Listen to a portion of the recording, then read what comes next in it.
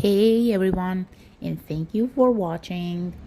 In today's episode, I want to tell you about this beautiful spot I went to while visiting San Francisco, the Japanese Tea Garden in Golden Gate Park.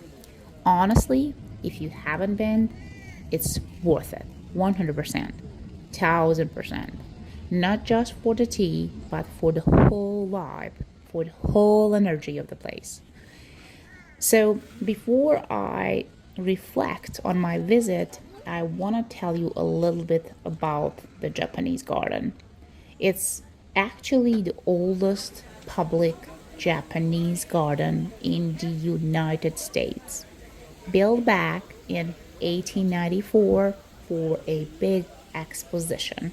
At first, it was just like a temporary exhibit, but it became permanent because people loved it so much. And when you walk in, you will find out why. There's like a 5-story pagoda, koi ponds, arched bridges, bonsai trees, all designs with that Japanese sense of harmony. It feels like you have stepped out of San Francisco into a completely different world. So I went in thinking, like, all right, I'll stay 30 minutes, drink some tea, snap a few pictures, and leave.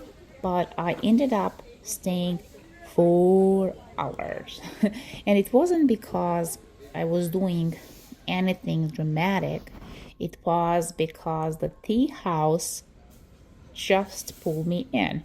You sit down, they serve you matcha in those heavy bowls, and suddenly time slows down.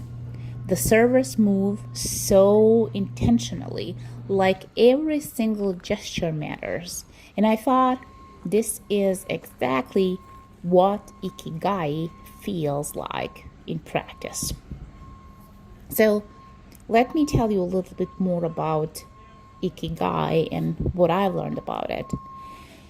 You've probably seen Ikigai before described as the overlap of four things: what you love, what you're good at, what the world needs, and what you can be paid for in your daily life. Sounds great on paper, but honestly, it's even more practical than it looks. Think about it. Like, what you love would be what's that one activity you could do for hours without looking at your phone? What you're good at is the skill people always come to you for, even if you don't think it's a big deal.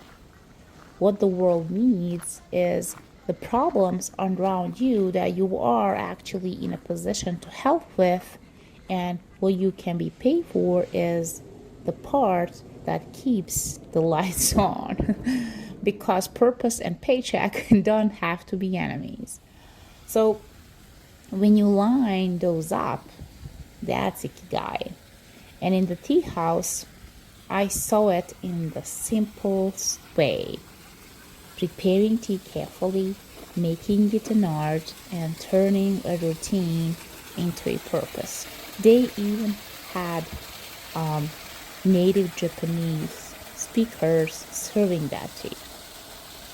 So to close and just let you enjoy the rest of the video, if you are ever in San Francisco, go check it out.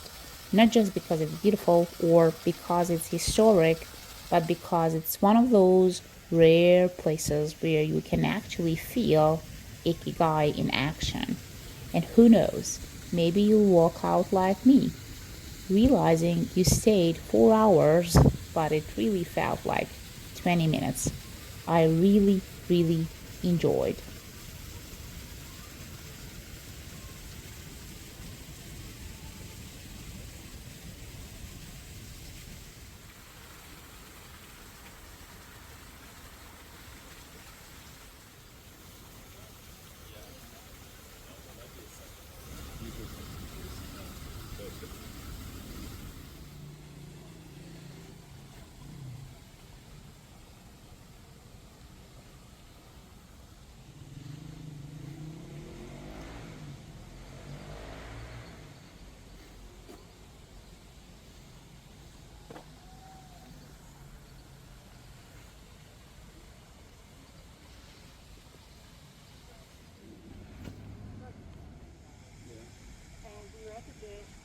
today, and the one major ride, I think it was called a House. It had, those inversions